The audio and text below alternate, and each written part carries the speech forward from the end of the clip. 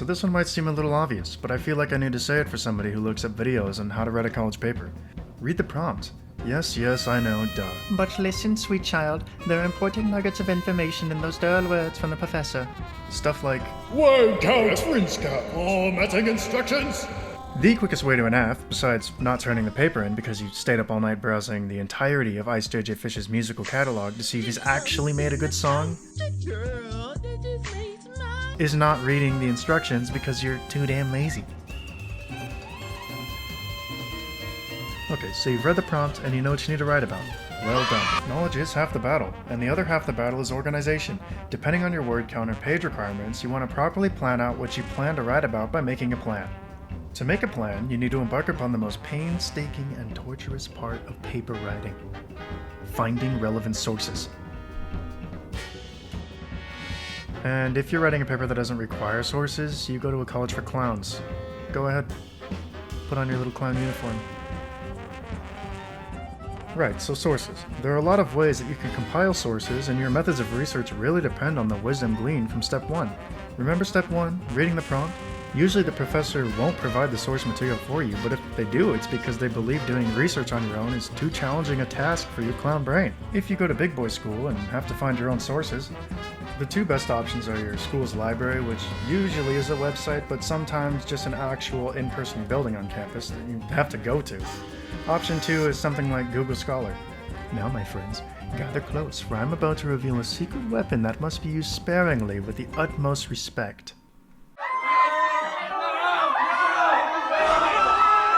I know, professors hate this thing with a passion because slackers like you use it to cheat. But us good boys will use it for finding sources. Simply type in something like, find me 10 sources on enter topic here and provide me a brief synopsis of the text. ChatGPT should scour the internet for sources that have something to do with your topic and pop out nice little summaries so that you can see at a glance if they work for your paper and what you're arguing. Then all you need to do is find those specific sources in the library or online, read them, and pull hyper-specific quotes that only support your argument. If you have to make something like an annotated bibliography, remember to format correctly. Buy something like the Little Seagull Handbook. It's a lifesaver and it's a guide for all your arbitrary formatting needs. Also, finding relevant sources is the most time-consuming part of your paper, so do it first. So, you've read the prompt and you have your sources. I'm going to assume you're a little better informed about the topic you're writing about. At this point, you may have run into a little bump in the road. Perhaps you've realized after reading smarter people's papers online that the point you're trying to argue is wrong. Now, this next part is crucial.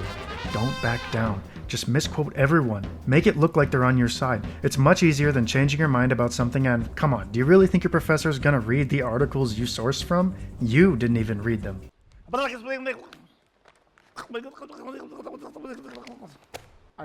just happened now? What? And professors have a lot of crap to grade, so you can rest easy knowing you're a gaslighting little phony who has an A.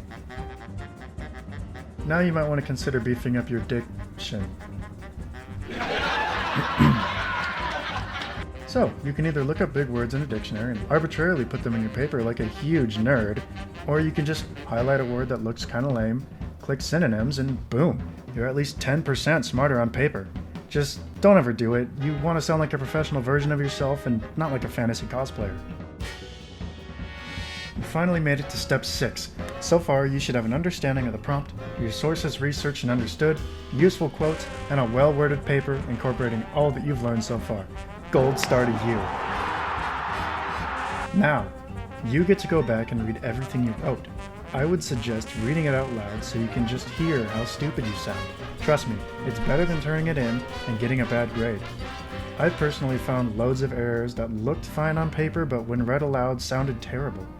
These issues range from flow to spelling, so be on the lookout for everything.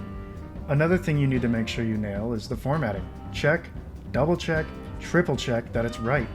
You could write a paper the equivalent of the Mona Lisa or Michelangelo's Sistine Chapel, but get deducted points because you didn't put a frickin' period in the place where APA formatting needs it. If you have time, you should get criticism from a friend who won't gaslight you. If they're good friends, they might say something constructive like, You are a worthless, friendless, lip little piece of shit whose mommy left daddy when she figured out he wasn't Eugene O'Neill, and who is now weeping and slobbering all over my drum set like a 9-year-old girl. Use any advice they give you to make a better and more readable paper. If something doesn't make sense to them, it probably won't to your professor either. And that's it. You're now well on your way to writing a passable college paper. If you take my advice and fail, it's definitely your fault. Not mine at all. I passed college. I have a real job. So back off.